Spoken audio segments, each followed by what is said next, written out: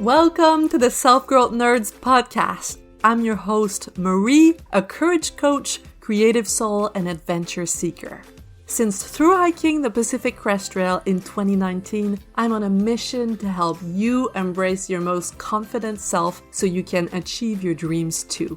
If you're eager for deep conversations, big questions, and meaningful connections, join me on the quest to discovering how we can create a more magical and memorable life. Hello, nerds! How are you? I'm really good. I just got back from a 2-week holiday in Nicaragua with my partner, Ollie, and our trip has inspired today's topic. I want to talk about love today and how to love better. If you've ever traveled alone with someone in a country that's very different from your own, that has a different language, a different culture, you know that it can be challenging on you and who you are in the relationship because you're face to face with a lot of unexpected events, a different environment, a different way of thinking. It's harder to plan. It's harder to... You're in an unknown terrain and it's just more challenging to navigate. So I want to talk about love in those times. And I'm going to focus on an intimate relationship, but you can apply what I'm going to teach to anyone in your life, and not just to situations where you might be traveling, but situations where you might be stressed and you might be stepping into a new era of your life, or your partner might be going through something. Just, those times when there's a lot of unknown, right? They're the most challenging times for us to love well. And that's what I want to talk about. But I'm going to start with a little story that happened on our trip. So midway through the trip, we were like in a little town in the middle of nowhere, and I had issues with my ears. I couldn't hear. I had about like 10% of my hearing, and you cannot imagine. I could never have imagined how crazy that makes you feel. Like, I felt so frustrated and so alone and so misunderstood. It is so weird to walk through the world with this one of your main sense gone or almost gone. And so Ollie was there, and everything that he was doing was pissing me off. It was pissing me off so bad. I mean, I was hating on the whole world in that moment, and he was right there in front of me, so he was receiving a lot of my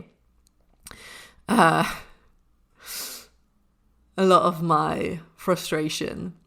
And then once we managed to go to a bigger city, go to a drugstore and get what I needed, and I got my hearing back, I was feeling euphoric. And that day, I felt so in love with Ollie. Everything that he was doing was funny. And I was just, in a place of bliss and, wanted to cuddle with him. And I thought to myself, oh my God, like there's such a stark difference in how I feel about him today versus yesterday. How is it possible that yesterday, like, I was so annoyed with him that I wanted to just leave him on the beach and go, and today I'm in love again? Like, this was teaching me something that I already knew, but there's so many things that we already know that we need to be taught over and over again. So this was teaching me that love is not dependent on what someone does or doesn't do. Okay, love is not something that you feel or don't feel depending on what the person is doing or saying or looking like. It's not something that happens to you in a passive way like we see in the movies, like this like magical powder that falls onto you one day. and that you feel love, and then one day it goes away. That's not how it works. As if like it's like this magical thing that takes over you. No, it's just a feeling that's created by your thoughts, by the stories that you tell yourself about this other person. And we do that unconsciously, right? We have so many thoughts. We have like, I don't know what the number is, but like 60,000 thoughts a day. So it feels, it is unconscious, but we can learn. We can either let our thoughts run wild, or we can learn to gain more awareness of them and have more power over the ones that we believe, right? But I'm going to come back to that later. Now, the thoughts you have about someone will depend on your expectations of this person and how well they meet them or not. I'm going to say that again. Your thoughts about someone will depend on the expectations you have of them and how well they meet them or not. That's what we call the manual. You have a manual for every single person in your life. You have a manual for your partner, a manual for your mom, a manual for your friends, a manual of instructions of how they should behave. And very often, we want them to follow this manual. If they follow the manual to a T, we feel good. If they don't follow the manual, we feel bad. Okay? This is called emotional childhood. Emotional childhood is when we blame other people for how we feel. And it's very easy to fall into emotional childhood when we're hungry, when we're sleepy, when we're stressed out. Because when we're stressed out, when we're hungry, when we're sleepy, our nervous system goes out of whack. Dysregulation. And when the nervous system is dysregulated, we fall into fight or flight mode. We let our primitive brain take over. Just like a tired kid is going to be more likely to have a tantrum. Like, no, I want the iPad now. We become a lot more rigid when we are in fight or flight mode because our nervous system is seeking harmony, it's seeking safety. So the manual that we have for the other person becomes that much more important. You have to follow my manual. You have to act as I want you to act for me to feel good. And if you don't, then I'm going to feel very, very angry because my emotional life is dependent on you. That's the danger of having a manual. Is when you fall into a space where you're hungry, you're sleepy, you're stressed, that manual becomes like you're putting your well-being into the hands of somebody else. You're putting your well-being in the hands of the person who's supposed to have read your manual and follow it to a T. Like, that is a great plan for chaos. One thing we might do if the other person is not following our manual to a T is try to punish them by withdrawing our love. Okay?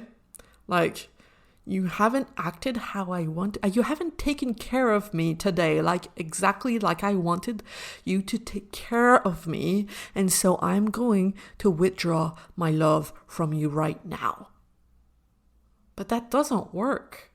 We're trying to punish them, but we mainly punish ourselves because we cannot make someone feel our anger. Because anger comes from our thoughts. Like any feelings, they all come from our thoughts. So if I want only to feel my anger, what's really happening is I feel angry, and from that anger, I take action. My action might be to withdraw my love, like I was saying, and then he's gonna have thoughts about my actions, and his thoughts are gonna determine how he feels, right? It's not like I can like take a sticker of anger and stick it onto him. That's not how it works. If my reaction to my anger is to pout, to close myself off, his thoughts might be, she's having a hard time. She's having a hard time and it's going to pass. And how is that going to make him feel? It's going to make him feel, indifferent.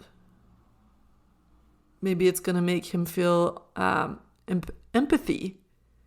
But it's not going to make him feel anger. And if my goal is to punish him and make him feel my anger, that's just not going to work. The same way that you cannot make someone else feel your love. You can act in a loving way. When you feel love, you're going to act in a loving way. But it's the other person's thoughts that are going to determine whether or not they feel love. Okay? I'm sure you've ever been in a situation where you're acting loving towards someone and they still feel insecure or they still look like they don't care. It's because they have their own thoughts about your behavior. Right? Again, you cannot take a sticker of love and stick it to somebody else. They're in charge of their own feeling of love, no matter how much you try. I think my partner is a great example of loving well, because no matter what I do, no matter how annoying I am, he always loves me. He has no manual for me. And I mean, it's okay to have expectations. That's not what I'm saying. I'm not telling you to have no expectations towards the people that you love. It's okay to have expectations as long as you don't attach your emotional well-being to them. Okay, that's the difference. That's the big difference. This is called emotional adulthood, is when you take responsibility for how you feel.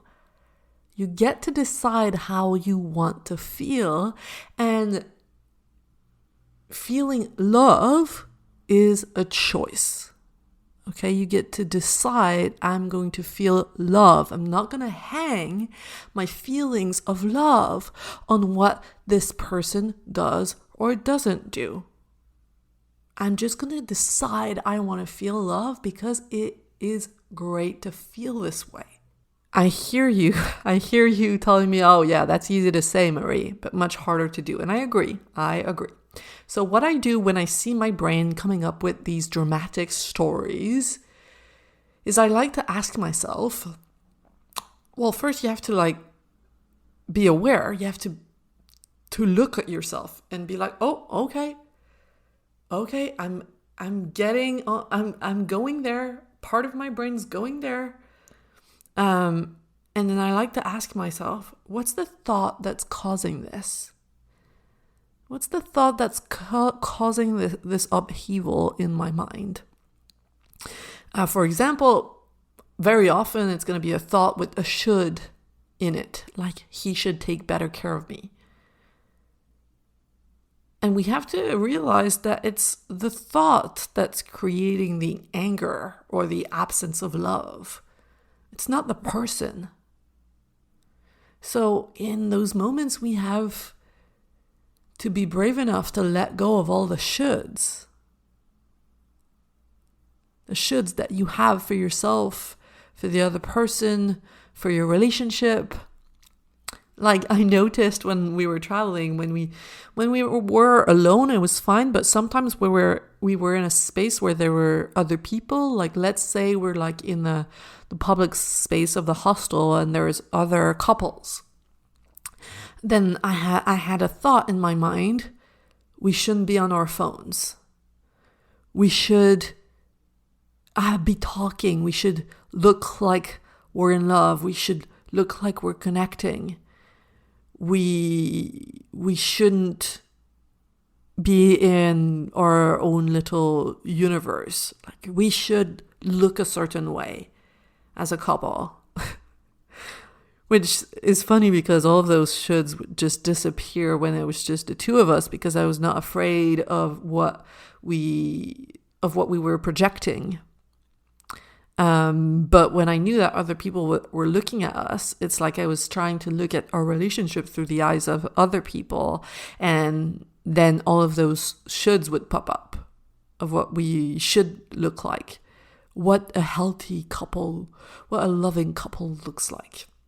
And so this was causing like inner conflict in me. It was making me feel like tension. All of those shoulds were making me feel tense. So it's okay. It's human to have those thoughts. You just want to observe them and not let them take over. Not let them take over your actions, right? Interrupt the pattern there. Notice your thinking and interrupt the pattern there.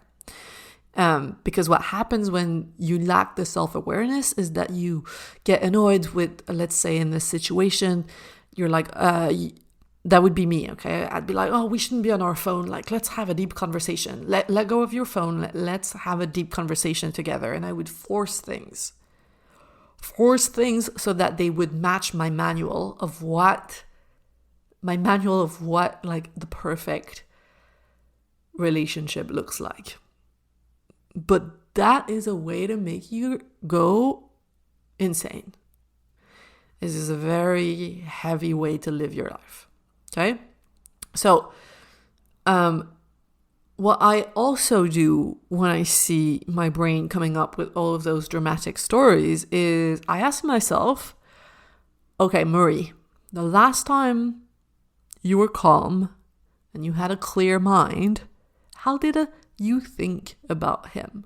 How did you think about your relationship? And most often, you know what? The answer to this question is, well, the last time I felt calm and I had a clear mind, I thought that he was really fun and he was weird and funny and I loved him and I was so happy to be here with him. And I'm like, oh, okay, see? And I'm like, yeah, I know, I'm doing this thing again. And so then I ask myself, how can I take responsibility for my feelings right now? What do I need to do for myself right now so that I can go back to this place of calm and clear-mindedness? That might mean taking some time alone to read a book. This might mean just breathing, looking out at the water. It's all about fulfilling your own needs instead of expecting the other person to read your mind and then fulfill your needs. And fulfilling your needs sometimes means asking the other person to do something for you. Like, oh, could you give me some time alone? Or I would really love it if you gave me a massage. I don't know. Could you do that for me right now? That's taking ownership of what you need. The other person might say no, but that's okay because your well-being doesn't depend on what they do or don't do. Okay, so if we summarize, when you see, and that's the first step, getting better and better at observing when you go from a calm state to a tense state, where you see your brain for whatever reason. Maybe it's a trauma response. Maybe it's just hormonal. Maybe you haven't slept well and you see your brain going to those dramatic stories. You have to first notice, then ask yourself the thought that's causing this inner turbulence. Then one thing I like to do in a situation like this is, what did I think about them the last time I was calm and I had a clear mind? I reconnect with that. And then I asked myself, how can I take responsibility for how I feel right now? How can I take care of myself right now? Okay. And sometimes you're not going to have the capacity. Like, let's say you're really stressed or you're really tired. You're not necessarily going to have the capacity to calm your mind. But what you want to do there is practice not letting your feelings of anger affect your actions. Okay? Because when you let the thoughts that create the anger turn into action, that's where you create a reality that you don't want to create. That's where you create a reality that comes from a place of fear. And we don't want that. So we want to interrupt the pattern before it turns into action. Okay? And I want to remind you that everyone is 100% lovable. You are, your partner is, everyone in your life is 100% lovable. And your lovability or someone else's lovability is not dependent on them, but on the observer's ability to feel love. Okay? And many different factors are going to influence your ability to feel love. If you grew up in a very loving family, for example, it might be easier for you to have thoughts about people that are going to make you feel love. But the good news is that it's not fixed. Love ability is a skill that you can learn. Like I said at the beginning, don't fall into the trap of thinking that love is something that just happens to you. That's what we see in the Hollywood movies. Love happens to you and it's wonderful, and then one day it leaves. And that's not how it goes.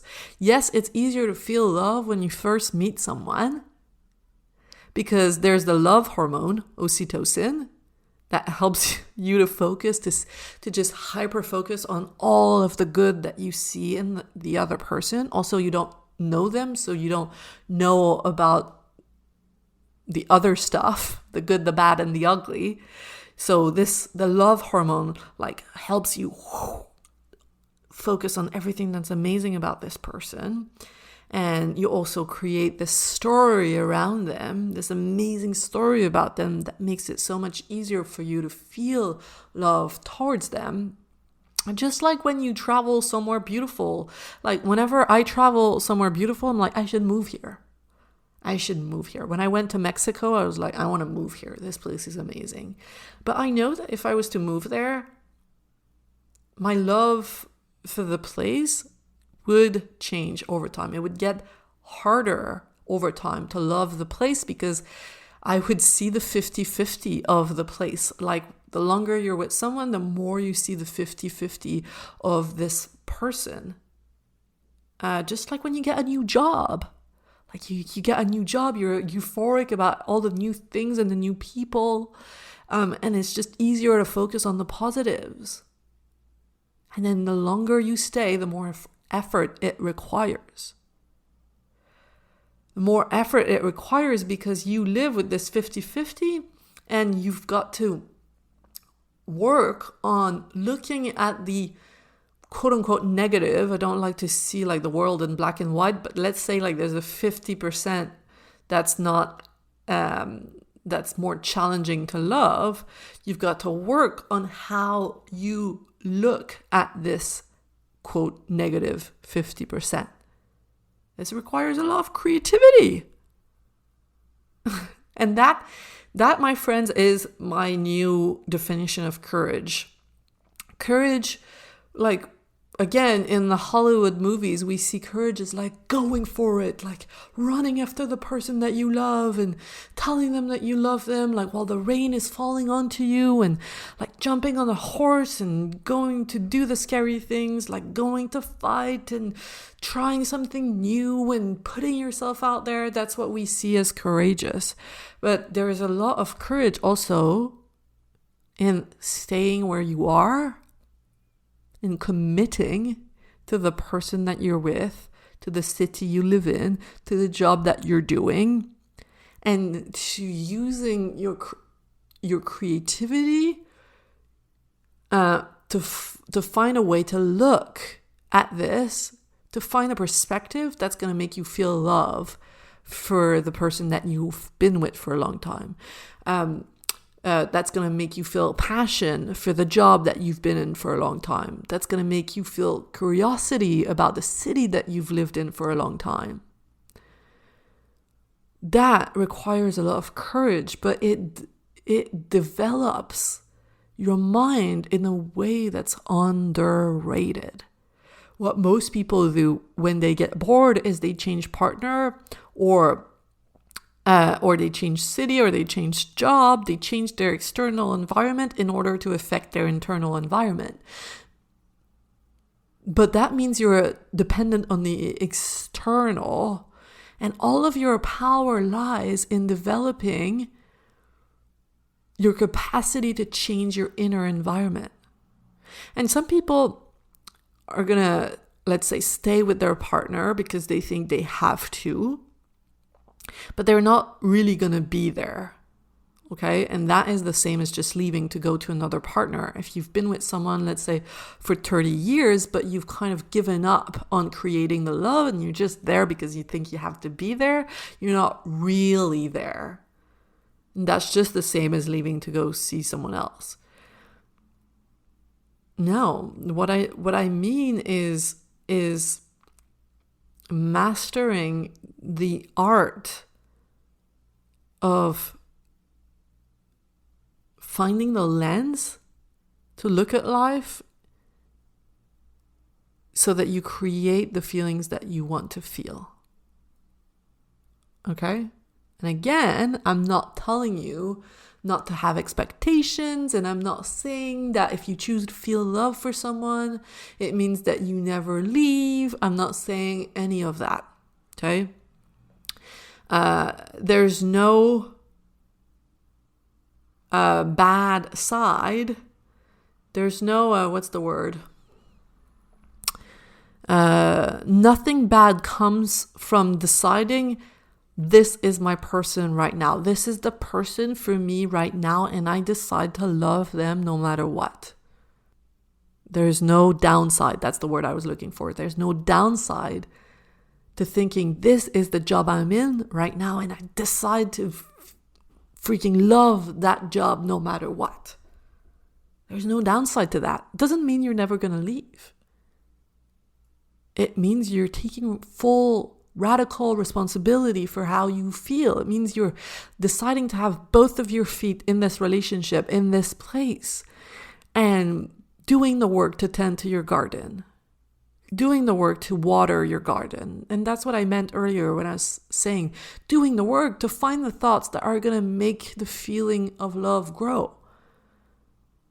That's hard work. It's just like taking care of a garden. Slow. It's taking care of a garden is boring. I mean, it's not boring. It's boring to me.